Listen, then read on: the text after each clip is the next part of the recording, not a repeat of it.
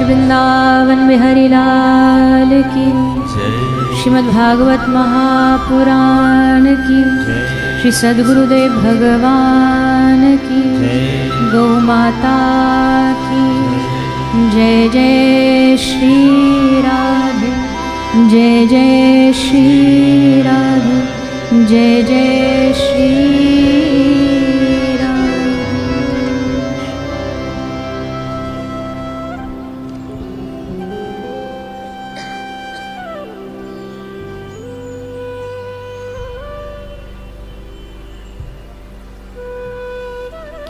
सभी भाव से बोलेंगे जय श्री राधे, जय श्री राधे। आइए चित्सार सिंधु सर्वस्व भगवान श्री राधे गोविंद के चरण कमलों का ध्यान करते हुए सभी श्रीमद् भागवत गंगा में प्रवेश करें। षष्ठ दिवस की 6वें दिन की कथा में हम सभी प्रवेश करें। 2 ही दिन शेष हैं, आज और कल। वैसे तो जीवन का हर दिन कीमती ही होता है, हर क्षण कीमती होता है, पर उस कीमती जीवन में भी विशेष कीमती वो क्षण, वो दिन होते हैं जो हमारे भगवान को समर्पित होते हैं, भगवान से जुड़े होते हैं। तो उन्हीं 7 दिनों की इस सुंदर संकीर्तन यात्रा का, भगवत यात्रा का आनंद लेते हुए आज और कल कथा का विश्राम। आज हम भगवान का विवाह उत्सव, आज भगवान की ब्रज की जो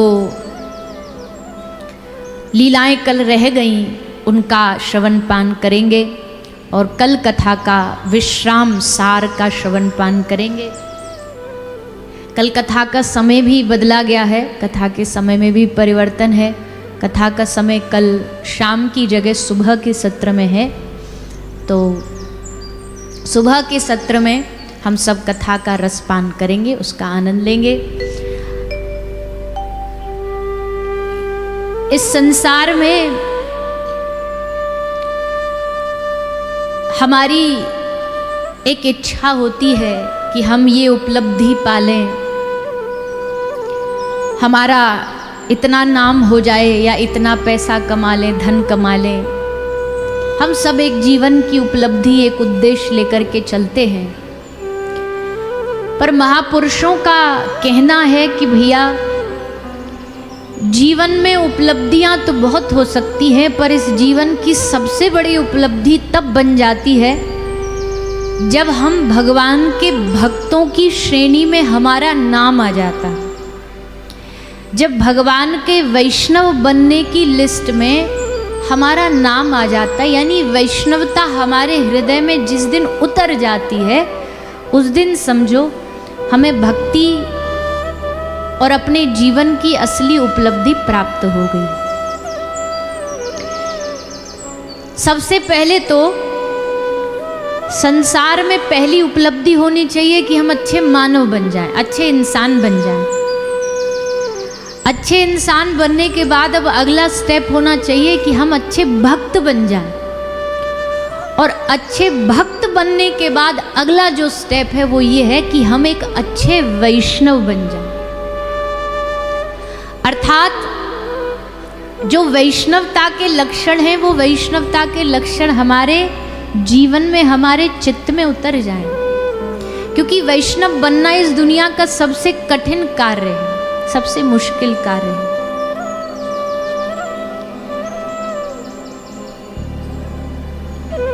ऐसा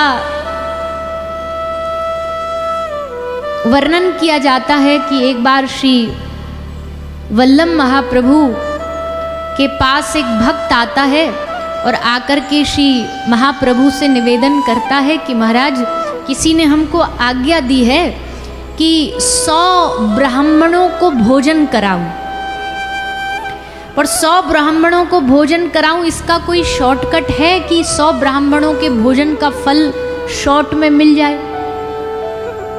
तो महाप्रभु ने कहा कि एक काम करो, 100 ब्राह्मणों को भोजन कराना तो अच्छी बात है ही है, पर अगर किसी कारण से नहीं हो रहा तो एक काम करो, एक किसी वैष्णव को भोजन करा दो, सच्चे वैष्णव को, तो तुम्हें 100 ब्राह्मण के भोजन कराने का फल प्राप्त हो जाएगा। तो उस व्यक्ति ने उत्साह में कहा, अच्छा ऐसी बात है प्रभु, तो मैं एक काम करता हूँ ना, मैं 100 वैष्णवों को भोजन करा देता हूँ तो मुझे 1000 ब्राह्मणों को भोजन कराने का फल मिलेगा। तो महाप्रभु की आंख से आंसू आ गए, श्रीमद् वल्लभ महाप्रभु की आंख से अश्रु गिरने लगे। वैष्णव ने, उस भक्त ने पूछा, प्रभु कोई गलती हो गई क्या? बोले नहीं नहीं नहीं, पर मैं ये सोच के मेरी आंख में आंसू आ गए कि 100 वैष्णवों को भोजन कराने से 1000 ब्राह्मणों का फल मिल तो जाएगा, वो तो बात सही है, पर ये सोच के मेरी आंख में अश्रु आ गए कि भैया इस संसार में सच्चे 100 वैष्णव ढूंढ के लाओगे कहाँ से? 100 वैष्णव क्या, तुमको एक भी सच्चा वैष्णव मिल जाए तो वो 100 के बराबर, 1000 के बराबर है। महाराष्ट्र में पंढरपुर में श्री एकनाथ जी महाराज हुए। तो श्री एकनाथ जी महाराज किसी एक भक्त को, किसी ऐसी एक वृद्धा महिला को किसी संत ने आज्ञा दी थी कि तुम 1000 वैष्णवों को भोजन कराओ। तो बोली, मैं कहाँ से 1000 वैष्णवों को ढूंढूंगी, बूढ़ी औरत कहाँ कहाँ खोजने जाऊंगी? तो किसी सच्चे महापुरुष ने, सच्चे भक्त ने उनको पहचान कराई, एक काम करो तुम एकनाथ जी को भोजन करा दो अकेले इनको, तो तुम्हें 100 सहस्त्र वैष्णवों का फल प्राप्त होगा। तो मैया ने वही किया। मैया ने पत्तल लाई, एक पत्तल में भोजन की थाली जमाई और श्री एकनाथ जी को भोजन कराया। भोजन करने के बाद जब पत्तल उठाने लगी तो एक पत्तल उठाई, उसके नीचे एक पत्तल, दूसरी उठाई, उसके नीचे एक पत्तल, ऐसे पत्तल पत्तल करके उसको उन एकनाथ जी की पत्तल के नीचे 1000 सहस्त्र पत्तल उठाई तो सहस्त्र पत्तल मिली। देख करके मैया समझ गई कि सचमुच एकनाथ जी ऐसे वैष्णव हैं जिनको 1000 वैष्णवों का फल एक में प्राप्त हो जाता है। ऐसे वैष्णव मिलना बड़ा दुर्लभ है, बड़ा मुश्किल है।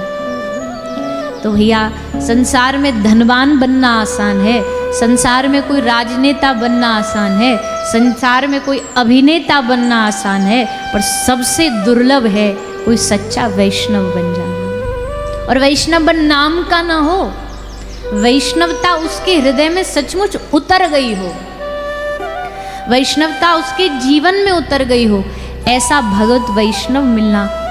और अगर ऐसा वैष्णव मिल जाता है कभी प्रभु कृपा से, भगवत कृपा से, तो भैया शास्त्र कहते हैं उसके चरण पकड़ लो, छोड़ना नहीं, क्योंकि अब वही चरण है जो तुमको भगवान तक लेकर के जाएंगे।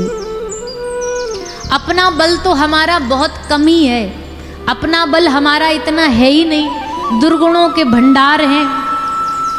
इतने पाप हैं हृदय में कि लाख कोशिश करें तो भी वो दुर्गुण खत्म नहीं होने वाले। तो फिर महापुरुषों की वाणी है कि एक काम करो भैया, किसी वैष्णव का संग करो, उनकी कृपा का संग करो, कोई सच्चा साधु मिल जाए। और भैया साधु ऐसा मिल जाए, ऐसा संत मिल जाए, ये भी हरि कृपा से ही संभव है, ये भी भगवान की कृपा से ही संभव है। जब भगवान को लगेगा ना अब इसका भक्ति का कोटा पूरा करना है हमें किसी भी तरह, तो भगवान फिर जीवन में ऐसा साधु भेजेंगे, ऐसा संत भेजेंगे जो केवल कपड़ों से साधु ना हो, जो केवल वस्त्रों से साधु ना हो, संत हृदय, जिसका हृदय भी वास्तविकता में संत जैसा बन गया। एक कथा आती है, एक संत हुए थे श्री भट्ट जी, कुमारिल भट्ट जी इनका नाम था। साधु कैसा होता सुनो, कुमारिल भट्ट जी इनका नाम था। इनके घर में एक बार एक चोर आया, तो चोर आया, चोरों की पूरी मंडली आई, तो चोर इनके घर से सारा सामान बटोर करके गठरी में बांध लिया और बांध करके गठरी को सर पे धरने लगा। तो इतनी भारी थी कि वो गठरी इससे उठ नहीं रही, और जैसे उठ नहीं रही तो भट्ट जी आए और आकर के बोले, अरे भैया, अरे ये गठरी तुझसे उठाई नहीं जा रही, ले मैं हाथ लगा देता हूँ। और करके ऐसे हाथ लगा के सर पे धर दिया। अब चोर देखे ऐसे और घबराए, चोर घबराए कि अब तो तू गया। चोर ने पूछा, आप कौन? बोले, मैं इस घर का स्वामी, मैं इस घर का मालिक हूँ। तो बोले, आपको तो हमको लाठी मार के भगाना चाहिए, आप हमको यहाँ मदद कर रहे हो। चले दूर से हो जगे। तब श्री कुमारिल भट्ट जी क्या कहते हैं, तर्क क्या देते हैं, चले दूर से हो जगे, रात सारी न छीनूंगा मैं जीविका तुम्हारी। बोले, भैया ये तुम्हारी जीविका, तुमने कितनी मेहनत करी, पूरी रात नींद खराब करी अपनी, इतनी दूर से चल के आए, फिर ताक में बैठे रहे कि कब ये सोमे और कब हम आवे, इतनी प्रतीक्षा करी, तो भैया ये तुम्हारी जीविका है, तो ये इसलिए हम मदद करें। उसने कहा, पर हम ये सब चुरा ले जाएंगे तो आपका काम कैसे चलेगा? तो आगे भट्ट जी कहते हैं, जो देता रहा वही भेज देगा। भैया हमारे पास तो कोई ना कोई यजमान आता है, कोई ना कोई भक्त जन आता है, कुछ दे जाता है, जो देता रहा वही भेज देगा। करो चित्त में चिंता न किंचित हमारी चिंता ना कर तू, हम तो चाहते हैं कि तू यहाँ से आए तो हम तुझे भरपूर यहाँ से भर भर के लेकर के जाए। चोर ने हाथ जोड़ लिए। चोर हाथ जोड़ करके कहता है, प्रभु आप साधु हृदय, मैं आपके घर से चोरी नहीं करूंगा। बोले, ना ना, तू जल्दी लेके निकल जा, कोई और जागे उससे पहले यहाँ से चला जा, नहीं तो कोई ना कोई जाग जाएगा। तो चोर ने हंस के कहा, महाराज कोई जागे ना जागे, पर मैं तो जाग गया हूं, नींद से नहीं, अज्ञान के अंधियारे से जाग गया। और बस चरण पकड़ लिए महापुरुष के। तो भैया साधु ऐसे होते, संतों की लीला बड़ी निराली होती है। साधु समझ में आता नहीं है, संत समझ में आता नहीं। एक हमारे ब्रज में बाबा जी हुए, माट में, ब्रज में वृंदावन के दूसरे पार, यमुना जी के पार माट गांव में, तो वहाँ एक बाबा जी हुए। उन्होंने देखा कि गांव में कुछ चोर आए। चोर आकर के बाबा से बोले, बाबा हमारे संग चोरी करवे चले गो। अब महाराज जी तो भगवान के प्रेम में खोए हुए थे। उनने क्या सोचा, ये चोर जो आए हैं, हमने तो सुना है यहाँ ब्रज में सबसे बड़ो चोर कन्हैया है, तो जरूर वही की मंडली है। बोले, हाँ चलो। कन्हैया को अपना सखा मानते थे, तो सखा की संग देने के, साथ देने के हिसाब से चल पड़े। अब चले तो गए चोरी करवे, जा घर में घुसे, और चोर तो चोरी बटोर रहे। वहीं बाबा जी को कोने में, मंदिर के कोने में एक ढोलक धरी मिल गई, और जैसे ढोलक देखी तो बाबा जी के मन में जगा कि ने कीर्तन ही कर चले। अब चोरी करने आए सो ये ढोलक लेके कीर्तन करने बैठ गए। जैसे ढोलक बजाई, घर का मालिक जगा, बोले रुको, हम करवाते हैं तुमको चोरी, हम बजवाते ढोलक। तो चोर तो भग गए, इनको पकड़ के, अंधेरा था सो ऊपर कंबल डाल दिया और पकड़ के खूब मारा, चोट लगी खूब। सुबह हुई, उजाला हुआ तो सबने कंबल हटा के देखा, अरे अरे राम राम, ये तो अपने वो पड़ोस में गांव में रहते। बोले बाबा जी, बोले बाबा जी आप यहाँ चोरी करने कैसे आ गए? आप और चोरी? साधु ने कहा भैया हमें कहा पता, हमको तो कन्हैया की मंडली आई रात को, बोली चोरी करने चलो, हम चोरी करने आ गए। बीच में कीर्तन को मन करो तो ढोलक बजा डाली। सबने हाथ जोड़ ली, महाराज क्षमा करो, हमसे भूल हो गई। पर संत तो संत होते हैं, उनका भाव कोई समझ नहीं सकता। वो चोरी भी करे तो भी समझ नहीं आता कि इनका पता नहीं कौन से भाव में डूबे होंगे। ऐसा संत, ऐसा कोई वैष्णव जीवन में अगर आता है तो उसके जीवन में आने से, उनकी कृपा से हमारे जीवन में भक्ति का प्रादुर्भाव होता है। भैया भक्ति आसान चीज नहीं है। हम जब भी कथा करते हैं या कोई भी महापुरुष कथा करता है तो वो हमेशा भक्ति की बात करता है कि भगवान की कथा सुन के भक्ति प्राप्त होती है, भजन करने से भगवान मिलते हैं। पर भक्ति आसान नहीं है।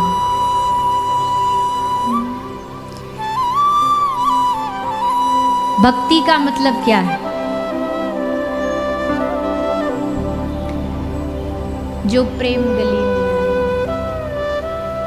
भक्ति का एक बहुत एक पंक्ति है, लाइन है, उसमें भक्ति का लक्षण बताया है। भक्ति का मतलब है प्रभु चाह में चाह मिलाने को, भगवान की भक्ति कहते हैं। प्रभु चाह में चाह मिलाने को,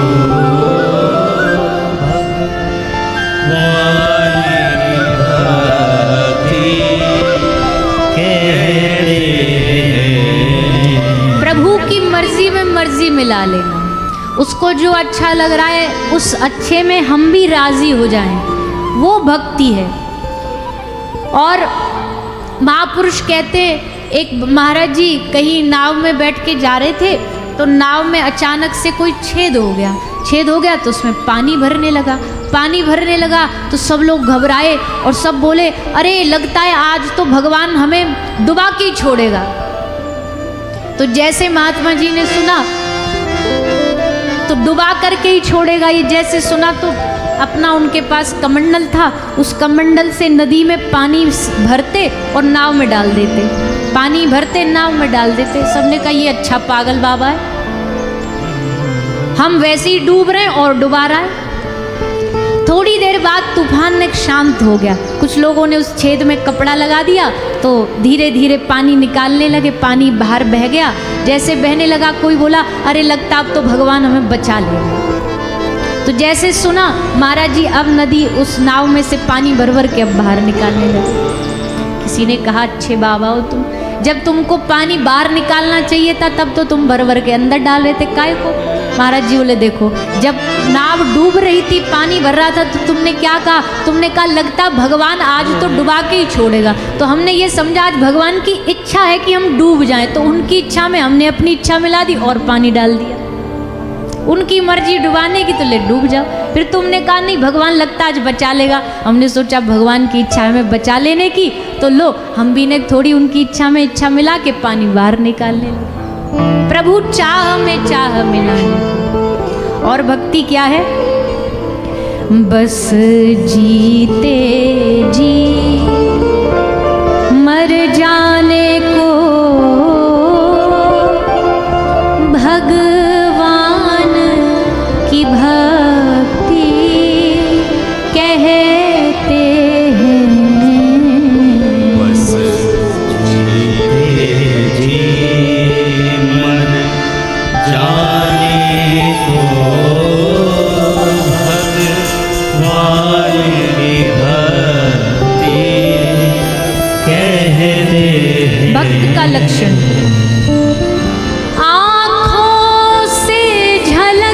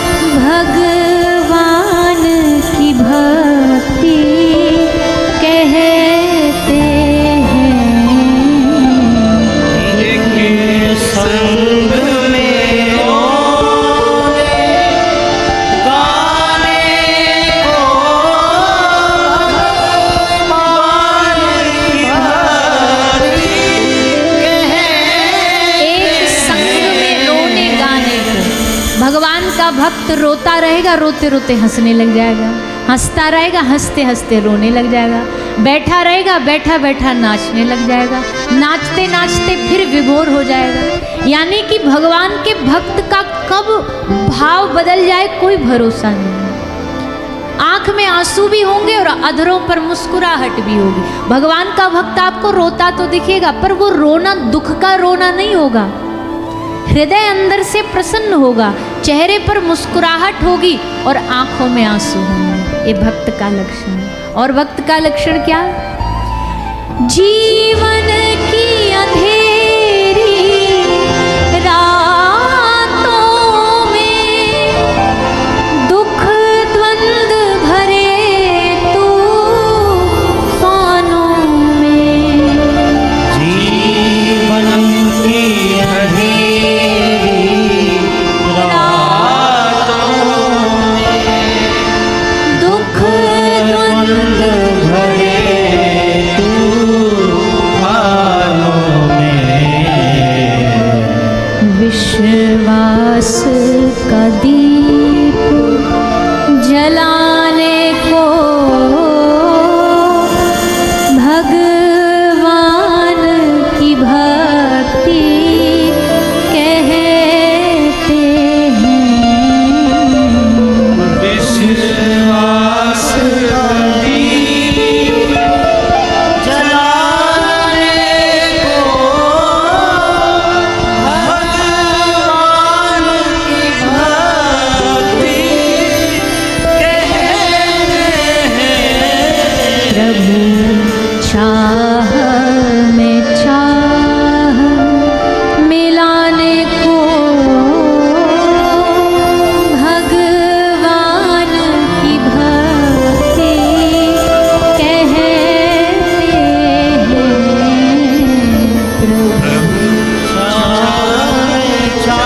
जीवन की अंधेरी रातों में, दुख द्वंद भरे तूफानों में, कितना भी तूफान चल रहा हो फिर भी विश्वास का जो दिया बुझने न दे उसको भगवान का भक्त कहते हैं। पता है कि मेरे जीवन का सब भार, मेरी डोर उनके चरणों में है। जो विश्वास के साथ जिए, जो विश्वास का दीपक अपने हृदय में जला करके रखे, वही भगवान का भक्त कहलाने का अधिकार है। जीते जी मर जाने को भगवान की भक्ति कहते हैं। भक्ति में महापुरुष कहते हैं वही पग रखे, वही अपना मार्ग इस भक्ति का चुने जिसको मर भी जाएं तो कोई गम ना हो। भक्ति मार्ग कोई सीधा रास्ता थोड़ी है। इस रास्ते में भी पूरा जीवन देना पड़ता है। इसी भाव में एक पूज्य महाराज जी, पूज्य श्री रामायणी जी गाया करते थे, मुरलीधर छलिया मोहन हम भी तुमको दिल दे बैठे, मुरलीधर छलिया मोहन हम भी तुमको दिल दे। और अगली लाइन सुनो, बड़ी सुंदर है। गम पहले से ही कम तो न थे, एक और मुसीबत ले बैठे, गम पहले से कम तो न थे, एक और पहले ही जीवन में इतने गम थे, इतनी तड़प थी, एक जब से तुमको देखा एक तड़प और पाल ली। भक्ति भी एक तड़प ही तो है। बेचैन रहता है भक्त, कब मिलेंगे, कब मिलेंगे, कब उनके दर्शन होंगे। कैसे वो रूप छवि एक बार कह दी, दिखा दी, अब उसके लिए तड़पता रहेगा कि कब आओगे, कब हमें दिखाओगे। कोई कहता है तुम सुंदर हो, आ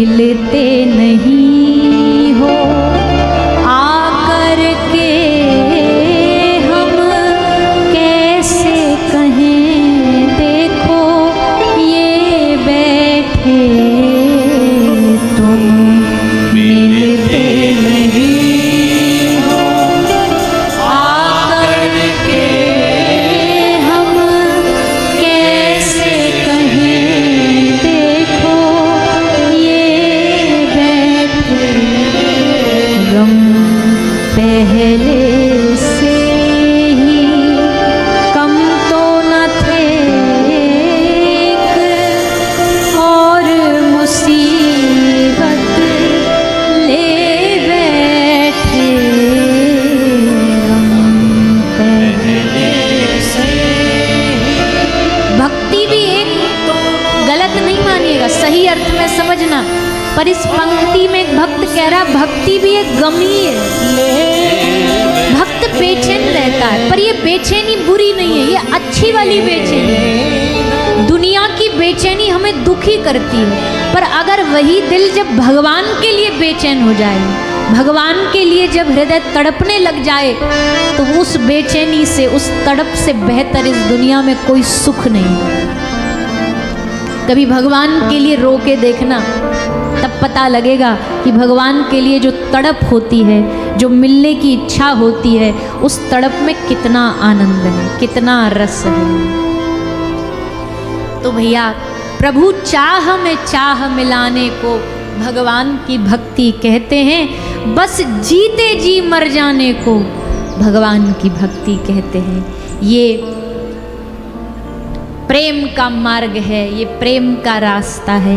इस रास्ते पर वही कदम रखे जिसको भरोसा हो कि हाँ, इस प्रेम के रास्ते पर हम अपना जी जान, अपना दिल, अपना जीवन सब कुछ न्यौछावर करने को तैयार हैं। क्योंकि ये कृष्ण पहले तुमसे कुछ छीनेगा, पहले तुमसे तुम्हारा कुछ अपना लेगा, और लेने के बाद फिर बदले में अपने आप को दे देगा, अपने आप को दे देगा। और समझदार प्राणी तो वही है जो भगवान से ये कहे कि प्रभु, सब लुटाने के बाद, सब देने के बाद भी अगर तुम मिल जाओ तो भी ये संसार में सस्ता सौदा है। संसार देकर के अगर भगवान मिल जाए तो ये सस्ता सौदा है कि हमें भगवान मिल गए। ऐसा प्रेम होता है, ऐसा। ये प्रेम बोले कोई उदाहरण है ऐसा क्या? किसी ने किया है क्या ऐसा प्रेम? बोले बिल्कुल। ये जो आप 2 दिन से भगवान की ब्रज की कथाएं सुन रहे हो, इससे बड़ा उदाहरण तो कोई हो ही नहीं सकता प्रेम का। ब्रजवासियों से बेहतर तो कोई प्रेम कर ही नहीं सकता। एक छोटा सा ग्वाला कन्हैया के संग गैया चरावे गयो और जाकर के एक फल तोड़ के लायो। फल तोड़ के लाके कन्हैया के सामने आके बैठो। ठाकुर जी बोले, अरे लाला एक काम कर, आधो फल तू खा ले, आधो मैं खा लूँ। सखा ने बोला ठीक है, आधा आधा फल तोड़ लिया। आधा फल तोड़ के वो फल खाने लगा। खाया उसने, अपना पूरा हिस्से का फल खा लिया। उसके बाद कन्हैया को बोलो, लाला हमको बड़ी जोर की भूख लग रही है, तेरे वाले आधे में ते भी थोड़ा आधो खा लूँ का? कन्हैया बोले चल खा ले, कोई बात ना, भूख लग रही है तो वहाँ में से थोड़ा तोड़ के मैंने खा लियो। वहाँ खाने के बाद फिर बोलो, लाला थोड़ा सा और ले लूँ का? ठाकुर जी बोले चल और ले ले थोड़ा सा, वहाँ में थोड़ा और ले लियो।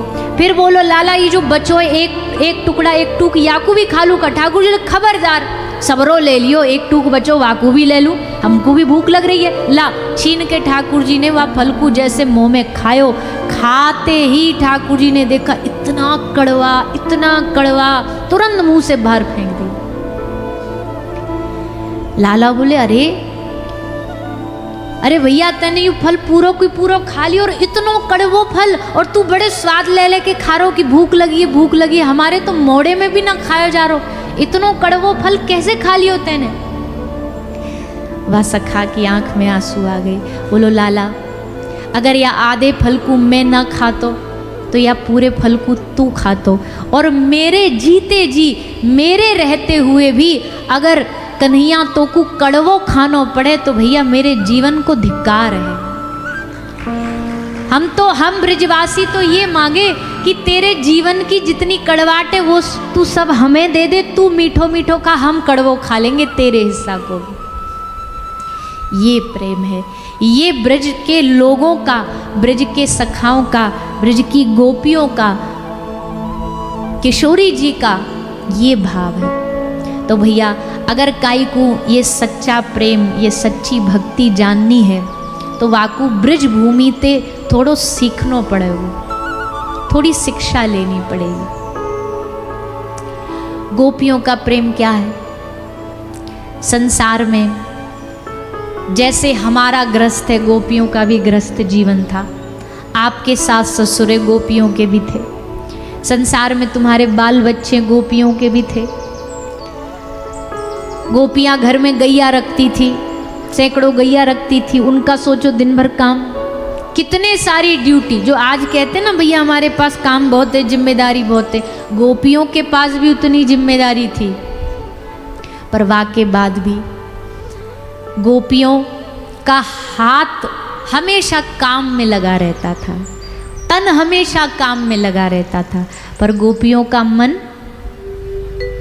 मन हमेशा श्री कृष्ण से हमेशा जुड़ा रहता था। कृष्ण से मन जुड़ा रहने के कारण ठाकुर जी दिन भर इन गोपियों के संग ही आसपास घूमते रहते, इनके आसपास ही लीला करते रहते थे। ऐसा ब्रज का प्रेम। कल हमने थोड़ी सी उसकी चर्चा सुनी थी, भगवान की लीला सुनी। लीलाएं तो बहुत हैं भगवान की, ब्रज लीलाएं, पर उन लीलाओं को सुनाते सुनाते अब श्री सुखदेव जी महाराज श्री परीक्षित राजा को श्री गिरिराज धरन की कथा, गिरिराज धरन की लीला सुनाते हैं, जो आप हम सब ने कल थोड़ी उत्सव के रूप में श्रवण करी। अब उसकी कथा सुनाई जा रही है। सुखदेव जी ने कथा सुनाई श्री गिरिराज जी के पूजन की। गिरिराज जी का पूजन पहली बार ब्रजवासियों ने किया। बातें पहले तो सब इंद्र की पूजा में ही लगे हुए हर साल। ठाकुर जी ने सबको शिक्षा दे करके उस इंद्र की पूजा का भाव घुमाया और कहा कि अब की बार हमारी आज्ञा, हमारे कहने से करके पूजा देखो श्री गिरिराज भगवान की। क्योंकि गिरिराज जी कौन है? गिरिराज जी भगवान नारायण को ही रूप हैं, भगवान नारायण का ही प्रत्यक्ष स्वरूप श्री गिरिराज जी हैं। तो गिरिराज जी की पूजा करने से भगवान नारायण की पूजा भी हो जाएगी, ये भाव रख करके ठाकुर जी ने गिरिराज जी की पूजा का भाव व्यक्त किया। सब ब्रजवासी राजी है गए, सब मान गए और सब मिलकर के श्री गिरिराज जी की शरण में जाते हैं, गिरिराज जी की सेवा में जाते हैं, गिरिराज जी की पूजा करते हैं। 56 भोग सजाए गए और खूब सारे व्यंजन सब घरते बना बना के ठाकुर जी की सेवा में लेकर के आए, भगवान को भोग लगाया, खूब उत्सव मनाया, खूब जय जयकार करी। इतनो जोर से उत्सव मनायो, इतनी जोर से जय जयकार करी कि हल्ला स्वर्ग तक पहुंच गया, इंद्र के पास तक पहुंच गया। इंद्र को लगा अब की बार तो बड़ा जोश है इनमें, ब्रजवासियों में, बड़ा हमको जोर जोर से जयकार लगा के बुला रहे हैं। पर तब नारद जी ने आके बताया आपकी जय जयकार ना हो रही, ये तो महाराज गिरिराज जी की जय जयकार कर रहे हैं। अब भैया जब किसी के अभिमान को ठेस पहुंचे, किसी का सम्मान को ठेस पहुंचे, तो फिर उसको कुछ सूझता नहीं है। फिर उसे नहीं लगता कि सामने भगवान साक्षात खड़े हुए हैं, भगवान के विरोध में हम कैसे जा कर के वर्षा करें। पर आज जब इंद्र ने देखा कि हमारी पूजा छोड़ दी, हमारी सीट से हमको हटा के दूसरे को बिठा दिया, तो अब तो महाराज इंद्र क्रोध में आकर के लाल पीले हो गए। बोला अब तो हम इन ब्रजवासियों को नष्ट करके छोड़ेंगे। नष्ट कैसे करें? अपने बल के द्वारा। उनका बल क्या था कि अपने बल भगवान ने उनको मेघों का राजा, वर्षा का राजा बनाया। उन मेघों को आदेश दे करके ब्रज में खूब बारिश करवाई, खूब मूसलधार वर्षा हुई। और उस वर्षा से बचाने के लिए ठाकुर जी ने ब्रजवासियों को बुला करके गिरिराज जी के नीचे खड़ा करके 7 कोस के श्री गिरिराज भगवान को अपनी उंगली पर धारण करके 7 दिन तक ब्रजवासियों को उसके नीचे रख करके आनंद दिया। ये भगवान की कृपा थी। कृपा क्यों थी? बोले भैया देखो, सब ब्रजवासियों का सपना रहता था कि कभी ऐसा दिन आए जब हम एक छत्र के नीचे बैठ कर के खड़े होके ठाकुर जी का संग करें। दिन रात 24 घंटे बस भगवान को ही निहारते रहें। तो ठाकुर जी ने आज इस गिरिराज जी की लीला से ब्रजवासियों को मौका दिया कि बस खड़े खड़े, कोई काम नहीं, कोई धंधा नहीं, बस ठाकुर जी को निहारते रहो। तो ठाकुर जी को निहारते रहे ब्रजवासी। 7 दिन तक गिरिराज जी धारण किए। बाकी बाद जब 7 दिन हो गए, यशोदा मैया बोली, मेरो लाला 7 दिन गिरिराज उठायो, थक गए होगो। अब जैसे ही 7 दिन खत्म हुए, गोपियाँ फिर आ गई दरवाजे पे दर्शन करने, लाला के दर्शन करेंगे। मैया बोली 7 दिन गिरिराज जी उठाए या नहीं, थक गए हो है, नेक तो आराम दे दो, थोड़ो सो तो रेस्ट दे दो। तो गोपी हंस के बोली, अरे मैया तो को ना पतो, जाने इतनी बड़ी चीज उठा ली हो, वाकई गिरिराज जी उठाने कोई बड़ी बात नहीं है। गिरिराज जी तो वाकई बाएं हाथ को खेल है, जाने इतनी बड़ी चीज उठा ली हो।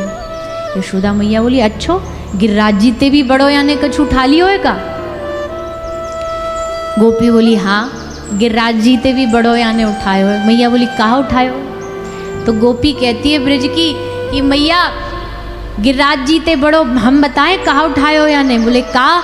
बोले अरे मैया तू कह रही है मेरे लाला ने इतनो बड़ो काम कर दियो, गिरिराज जी उठा लिए, पर मैया जाने हमारी किशोरी राधा रानी के नखरे उठा लिए हों, वाकई नहीं गिरिराज जी उठाना कोई बड़ी बात है?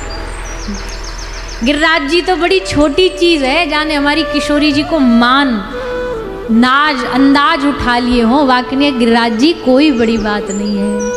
किशोरी जी का जो मान है, हाँ संसार वाले प्रेमी प्रेमिका जैसे नहीं रूठते मनाते ठाकुर जी श्री जी, पर उनके रूठने में भी प्रेम है, उनके रूठने में भी रस है, उनके मनाने में भी रस है। और भैया कभी कभी ऐसा होता है कि किसी किसी व्यक्ति का मनाने का अंदाज इतना अच्छा होता है कि रूठने का मन करता है। ठाकुर जी को मनाने को अंदाज इतना बढ़िया है कि श्री जी रस बढ़ाने के लिए, भाव बढ़ाने के लिए जानबूझ के रूठ जाते हैं।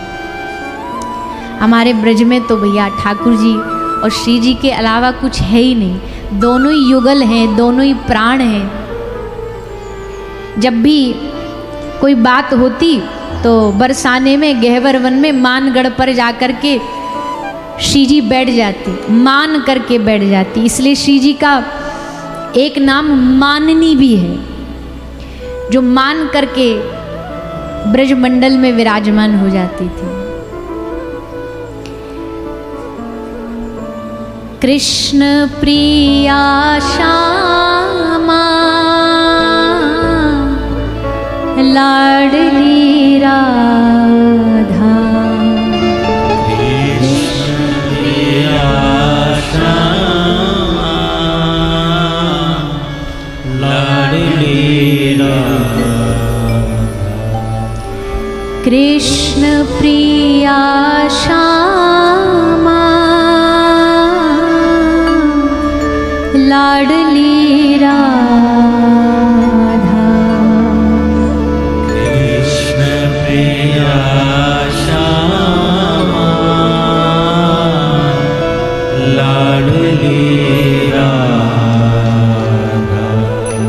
भानु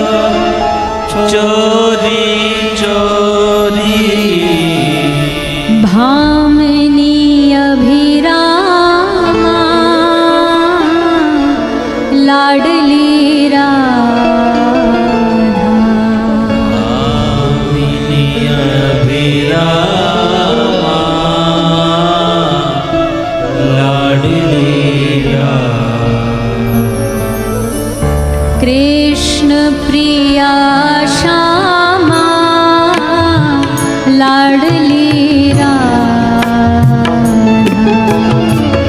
कृष्ण प्रिया लाडली राधा। कृष्ण प्रिया श्यामा लाडली राधा।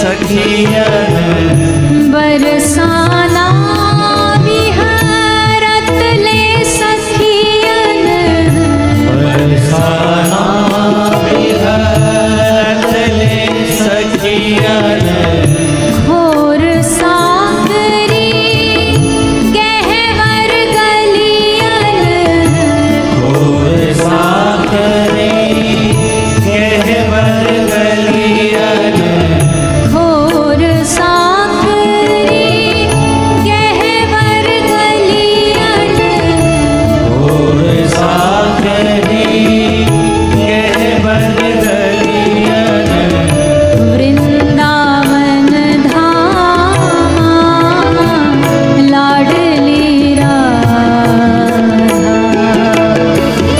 वृंदावन धाम लाडली कृष्ण प्रिया श्यामा लाडली राधा कृष्ण प्रिया श्यामा लाडली श्री राधा नामा लाडली राधा श्री राधा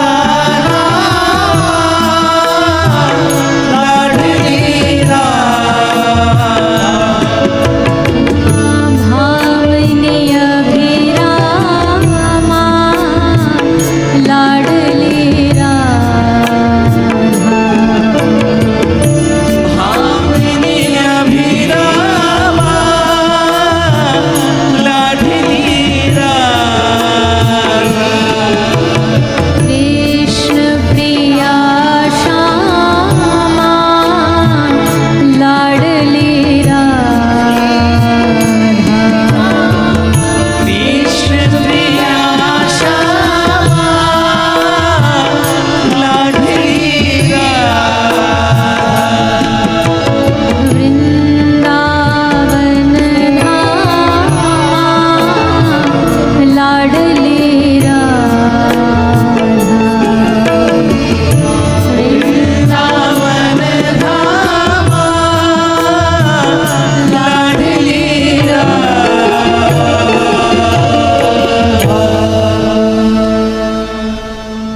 श्री किशोरी जी का निज धाम है ब्रज। ब्रज में है बरसाना, बरसाना में है बरसाना विहरत ले सखियाँ खोर साकरी गहवर गलियन।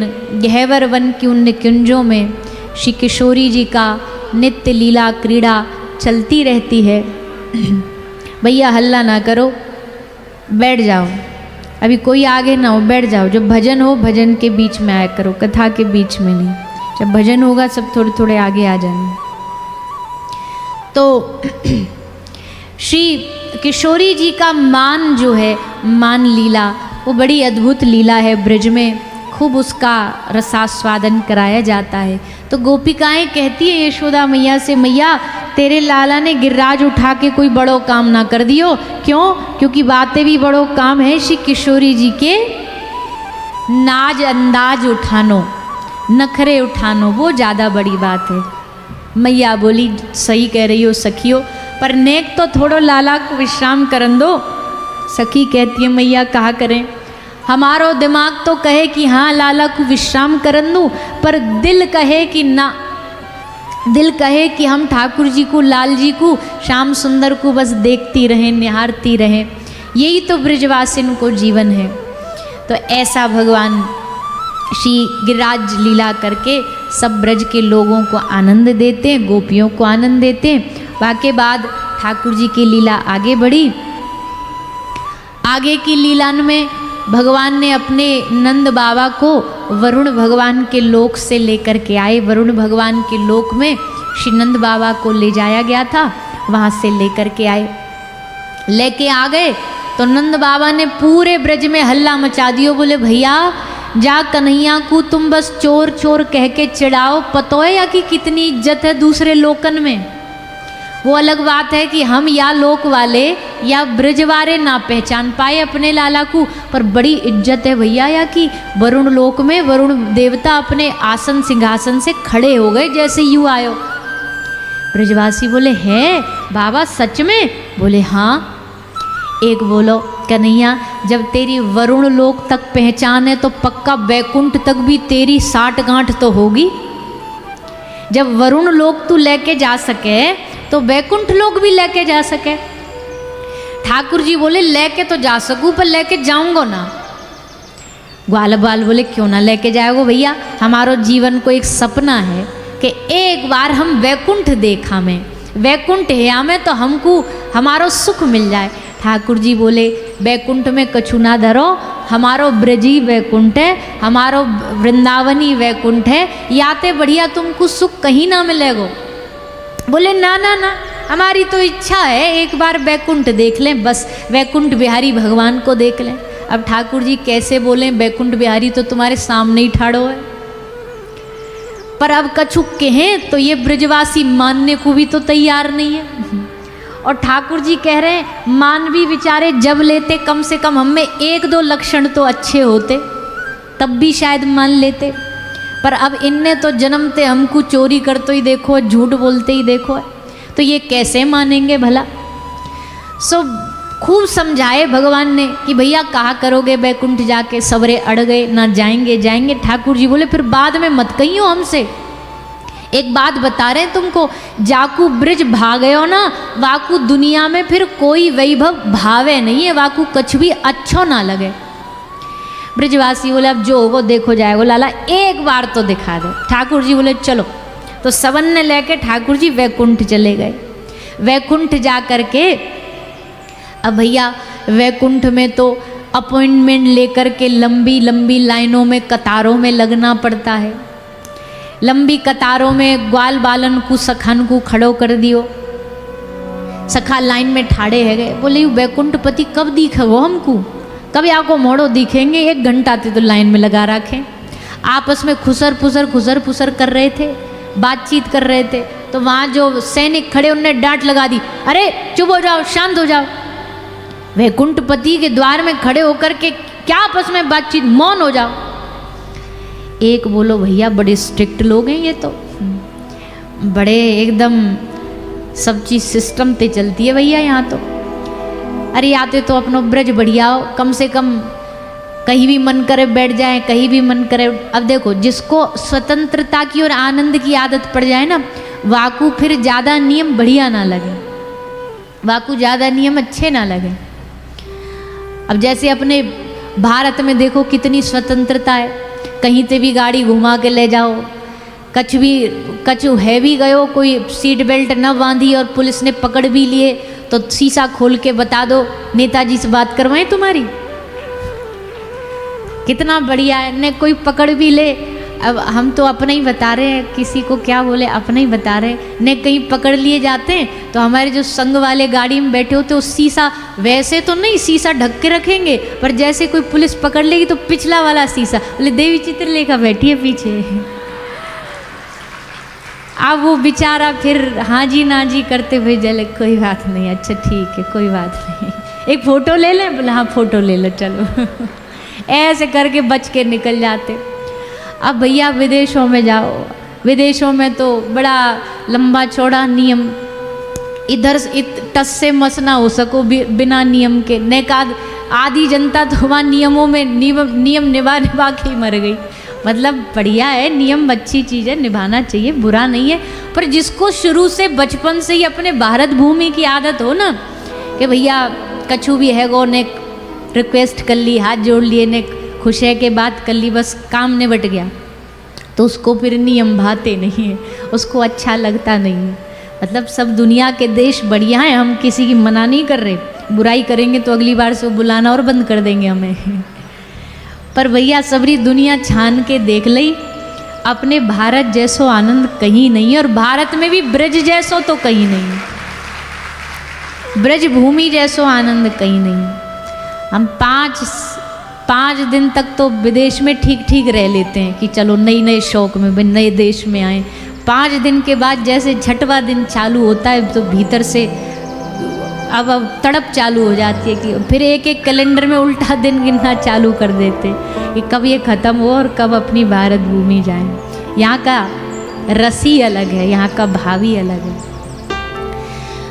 तो अब हम तो अपनी बात कर रहे हैं, जो हम में प्रेम भी नहीं है, भाव भी नहीं, पर जो ब्रजवासी प्रेम से भरे हुए हैं उनको कहाँ वैकुंठ पाएगा। लाइन में लग गए। एक बोलो भैया ने कम से कम या वैकुंठपति को दूर से मोड़ो तो दिख जाए, ने देखो झांक के कैसो दिख है, यू देखने में कैसो है।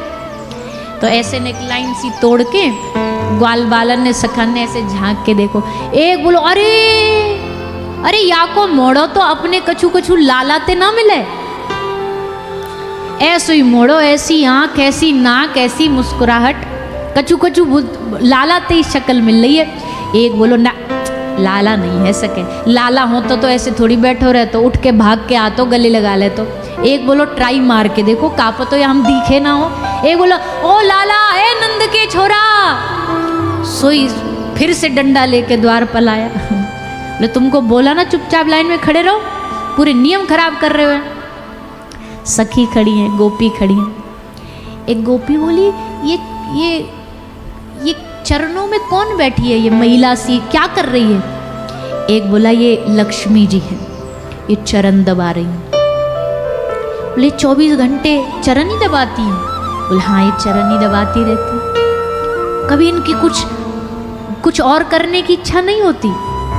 बोले ना, चरण दबाते दबाते लक्ष्मी जी की सब इच्छाओं का नाश हो गया। गोपी बोली लो इनकी इच्छाओं का नाश हो गया, एक हम ब्रज की गोपियाँ हैं, ब्रज में हमारी हर रोज नई नई इच्छा पैदा होती है। क्या, आज कन्हैया का गाल स्पर्श हो जाए, आज काश गले लगा ले, आज ने कन्हैया को चुंबन कर दे, आज हमारे घर चोरी करवे आ जाए, कभी हमारी मटकी फोड़ दे।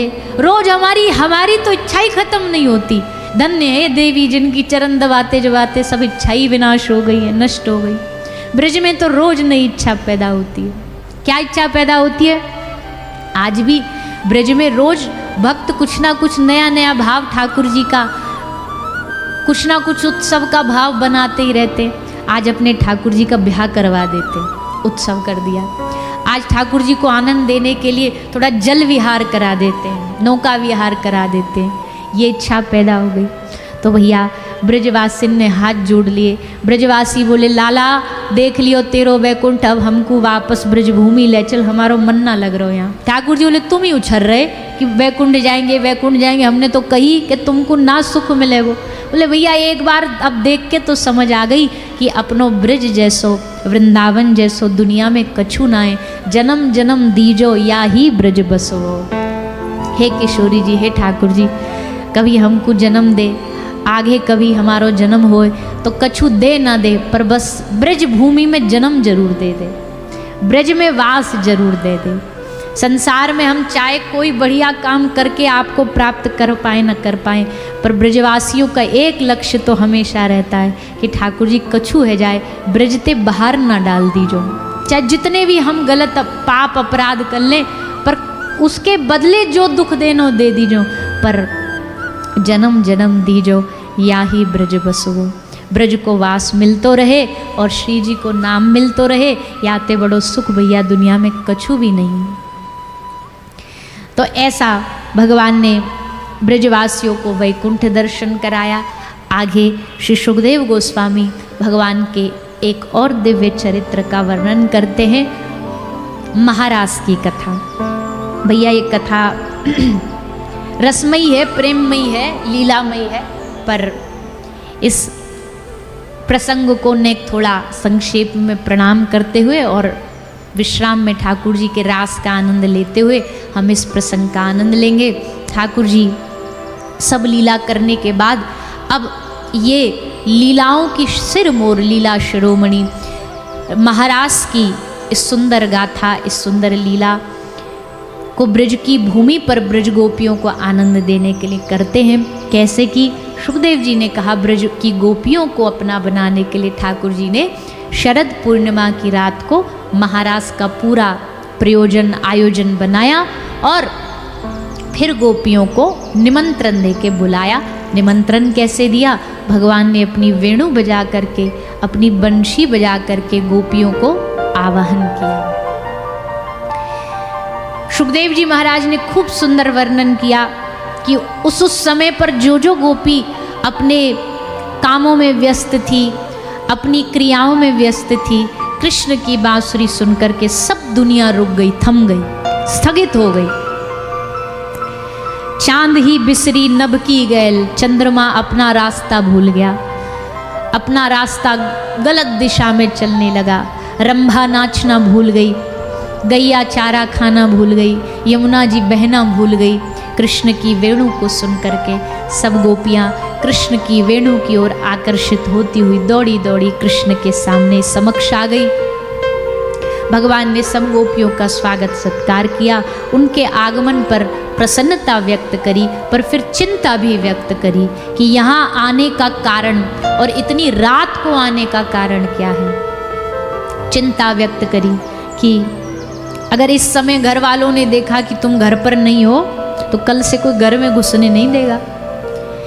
जीवन भर के लिए तुम समाज में उपेक्षित हो जाओगी, तुमको उपेक्षित माना जाएगा। गोपियों ने सुन भर तो लिया, भगवान ने बहुत सारी दलीलें दी, गोपियां सुनती रही, पर अंत में गोपी रुदन करती हुई कहती, हे श्याम सुंदर, अब एक बार जब तुम्हारी बन गई हैं हम सब गोपियां, तो अब संसार का हमें कोई भय नहीं है। कोई हमारा रहे ना रहे, कोई हमें उपेक्षित कर दे, कोई हमें दर बदर से भगा दे, अब हमें कोई फर्क नहीं पड़ता, क्योंकि अब हम आपकी हो चुकी हैं, अब हम आपकी बन चुकी है। और जो आपका बन जाए वो संसार से कभी डरता नहीं, वो दुनिया समाज से और समाज के कलंकों से कभी डरता नहीं। लोग कहें मीरा भई बावरी, सास कहे कुल ना शीरे, पर मीरा उन कलंकों से कभी डरी नहीं, मीरा उन बदनामियों से कभी डरी नहीं, और बल्कि कहती है, राणा जी माने या बदनामी लागे मीठी। राणा बदनाम करता है और मीराबाई कहती है कि ये बदनामी मुझे बड़ी मीठी लगती है, क्योंकि जितना मैं बदनाम संसार में हो जाऊंगी उतना ही भगवान की नज़रों में आबाद हो जाऊंगी, संसार छूट जाएगा और श्री कृष्ण मेरे अपने बन जाएंगे। गोपी ने खूब सुंदर भाव व्यक्त किया, भगवान प्रसन्न हुए। भगवान गोपियों के साथ विहार करते हैं और उस विहार में गोपी सौभाग्य मद, अपने सौभाग्य का, अपनी श्रेष्ठता का गोपी को मद हुआ, अभिमान हुआ। भगवान सब गोपियों को छोड़ करके अंतर ध्यान हुए और भगवान की अंतर ध्यान होने पर भगवान की खोज करते हुए गोपी ने भगवान को पुकारा और पुकारते हुए अपने भाव से जो धारा बही, जो भाव बहा, उस भाव को गोपी ने गोपी गीत के रूप में प्रकट किया, प्रस्तुत किया। गोपी गीत है तो बहुत बड़ा, मतलब 19 श्लोकों का ये गीत है, पर घर जाकर के समय मिले तो सब लोग आज तो कम से कम गोपी गीत जाके एक बार पढ़ लेना या YouTube पर सुन लेना, 19 श्लोकों का गीत। वैसे तो हर रोज़ गोपी गीत पाठ करो तो ज़्यादा बढ़िया है, पर आज तो कम से कम भागवत जी को प्रणाम करते हुए 19 श्लोक घर जाके सब लोग एक बार प्रणाम कर लीजिएगा।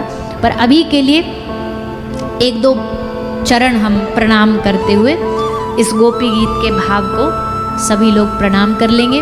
गोपी कहती है, जयति ते धीकम्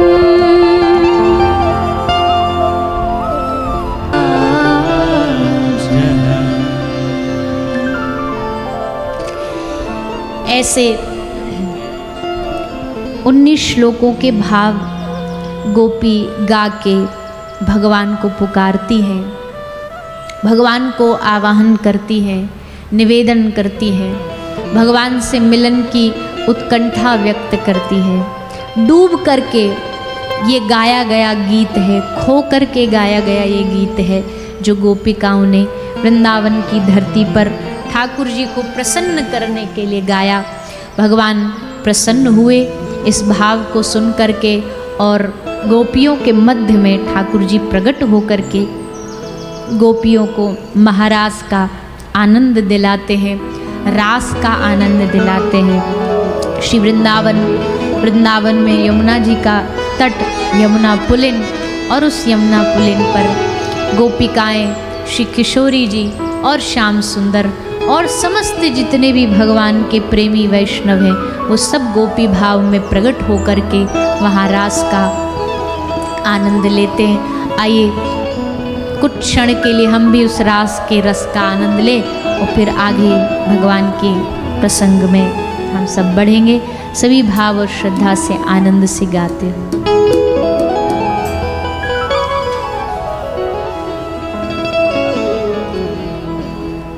होए सो रास रचो वृंदा, है रही पायल की झनकार, पायल की झनकार, है रही पायल की झनकार, की झनकार, है रही पायल की झनकार। हो पायल की झनकार, है रही पायल की झनकार, हाँ पायल की झनकार, है रही पायल की झनकार। होए सो रास रचो वृंदावन, है रही पायल की झनकार, है सो रास रचो वृंदावन, है रही पायल की झनकार।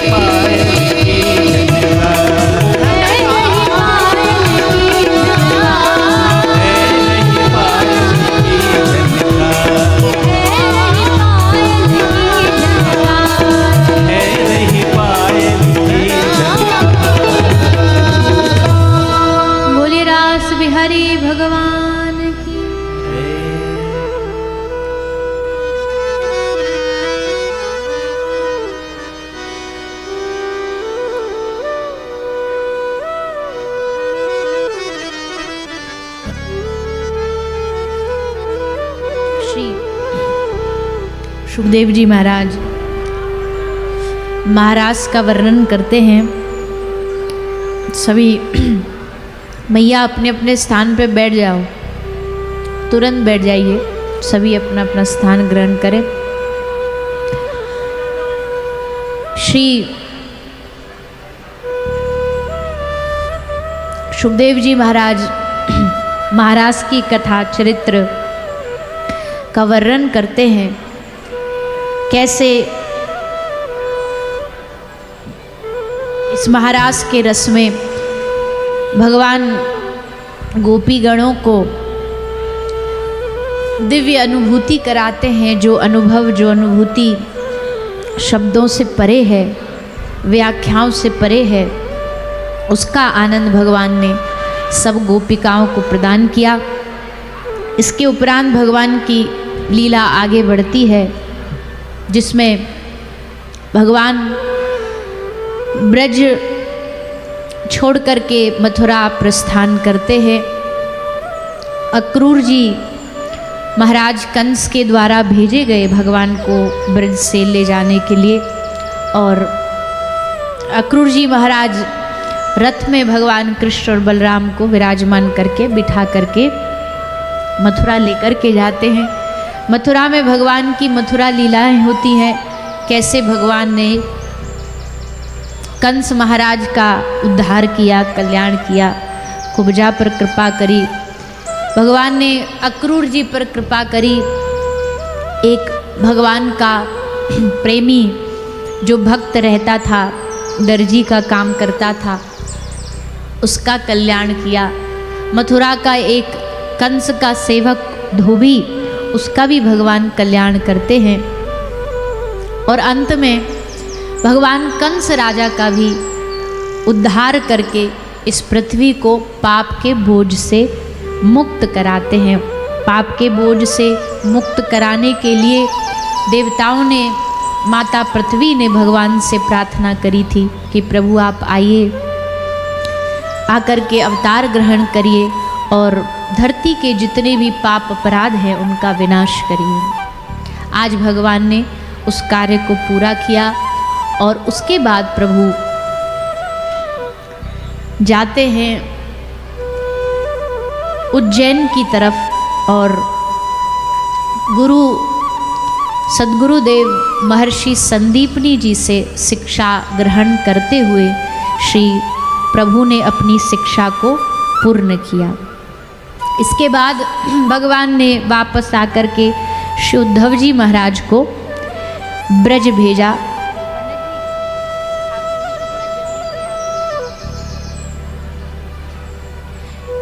ठाकुर जी उद्धव जी को ब्रज में संदेशा लेकर के भिजवाते हैं। संदेशा दिया गया, उद्धव जी प्रभु का संदेशा लेके ब्रजभूमि आए, वृंदावन आए और ब्रजभूमि का संदेशा लेकर के भगवान के पास गए। जो ब्रज की दशा थी, ब्रज के लोगों की दशा थी, वो जाकर के भगवान को बताई श्री उद्धव जी महाराज ने, और उसको देख कर के भगवान का हृदय और भी व्याकुल हो गया। श्रीमद् भागवत जी तो कहती है कि ठाकुर जी कभी ब्रजवासियों को मिल न पाए ब्रज छोड़ने के बाद, किंतु अन्यत्र ग्रंथों में वर्णन किया जाता है कि श्री ठाकुर जी बाद में अंत में अपनी लीला विश्राम करके ब्रजभूमि जाते हैं और ब्रजभूमि जाकर के अंतिम बार ब्रजवासियों को दर्शन देते हैं। और यहाँ तक भी कहा गया कि भगवान सब ब्रजवासियों को अपने संग लेकर के अपने धाम की ओर भी जाते हैं। तो ये लीला श्री सुखदेव जी महाराज ने श्रवण कराई। उसके बाद आगे श्री सुखदेव जी भगवान के विवाह उत्सव की कथा श्रवण कराते हैं। ठाकुर जी के विवाह का चरित्र सुनाया जाता है। उस द्वारिका की विवाह की ओर हम सब बढ़ें और भगवान के विवाह उत्सव का आनंद लें। थोड़ा हमें स्वास्थ्य ज़्यादा ठीक नहीं लग रहा है अपना, इसलिए थोड़ा संक्षेप में करते हुए आगे बढ़ रहे हैं। श्री ठाकुर जी का विवाह उत्सव का प्रसंग श्री सुखदेव जी सुनाते हैं। श्री सुखदेव जी महाराज बता रहे हैं कि रुक्मणी जी जो विदर्भ की राजकन्या हैं, उन माता रुक्मणी जी के मन में भगवान श्री कृष्ण को पति रूप में पाने का भाव बाल्यकाल से ही प्रकट हुआ, जिसके कारण जब विवाह का समय आया तो उस विवाह के समय बहुत वर ढूंढे गए, किंतु माता रुक्मणी के मन में एक ही भाव था कि किसी भी प्रकार से विवाह हो तो द्वारिकाधीश श्री कृष्ण के साथ हो। निवेदन किया, भगवान ने उनकी प्रार्थना को स्वीकार भी किया। माता रुक्मणी जी के भाव को भगवान ने पूर्ण करने के लिए माता रुक्मणी जी के उस विवाह उत्सव में आके भगवान उनका हरण करके, भैया एक भजन ले लेना, आज पिया घर आएंगे। तो भगवान ने माता रुक्मणी जी की इच्छा को पूर्ण किया। आइए हम सब ठाकुर जी के विवाह का आनंद लेंगे, उसका प्रसंग सुनेंगे और फिर आगे विराम की ओर बढ़ेंगे। भगवान का उत्सव मनाएं सभी लोग मिलकर के। उससे पहले कल की सूचना जो आप सबको बताई गई, कल का समय सुबह प्रातःकाल 10 बजे से है, तो सब समय का ध्यान रखेंगे। 10 बजे का टाइम है ना, सुबह कल 10 बजे से 1 बजे तक कथा का समय है। तो आप सबसे निवेदन है कि कल समय का विशेष सब लोग ध्यान रखेंगे। कथा के पूर्व ही सब आ जाइएगा और कल विश्राम दिवस की कथा का सब लोग आनंद प्राप्त करते हुए रस प्राप्त करेंगे। आइए माता रुक्मणी जी और भगवान श्री कृष्ण हमारे मध्य आएंगे और आकर के हमें दर्शन देंगे। सब बैठ करके उस लीला का दर्शन करेंगे।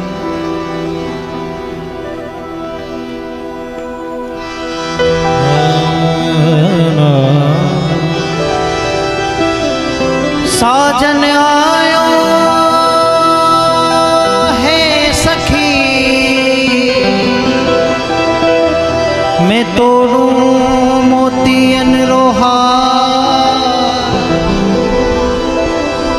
लोग जाने मैं मोती चुनूं, मैं तो जुग जुग करूं जोहार, लोग जाने मैं मोती चुनूं, मैं तो जुग जुग करूं जोहार, चौक पुरावो माटी रंगावो, चौक पुरावो माटी रंगावो, आज मोरे पिया घर, आज मोरे पिया घर आवेगे, खबर सुनाऊं खुशियाँ मनाऊं, आज मोरे पिया घर आवेगे,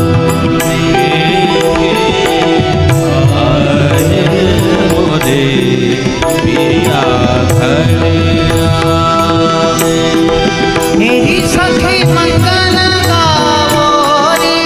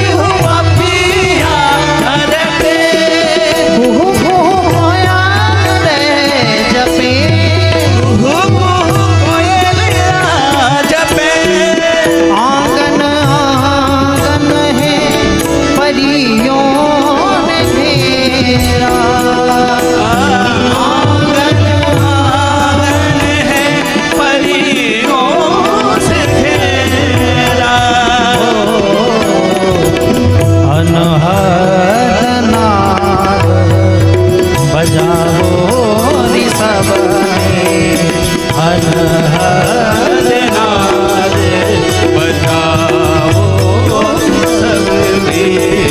अनहद नाद बजाओ रे सब अनहद नाद बजाओ रे सब मिल। अनहद नाद बजाओ रे सब मिल। अनहद नाद बजाओ रे सब मिल।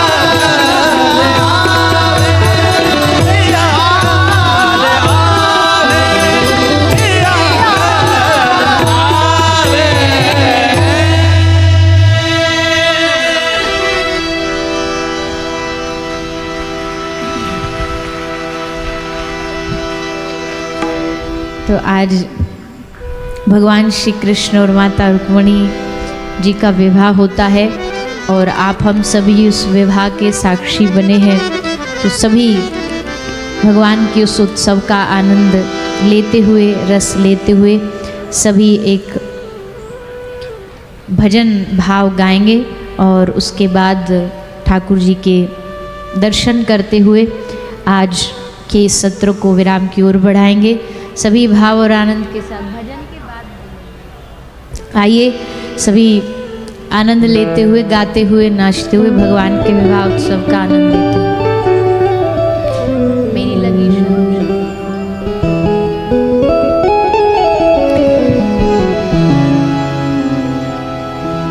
हो मेरी लगी शाम संग प्रिय के दुनिया क्या जाने। मेरी लगी शाम संग प्रिय दुनिया क्या जाने। क्या जाने कोई क्या जाने। क्या जाने कोई क्या जाने। क्या जाने कोई क्या जाने।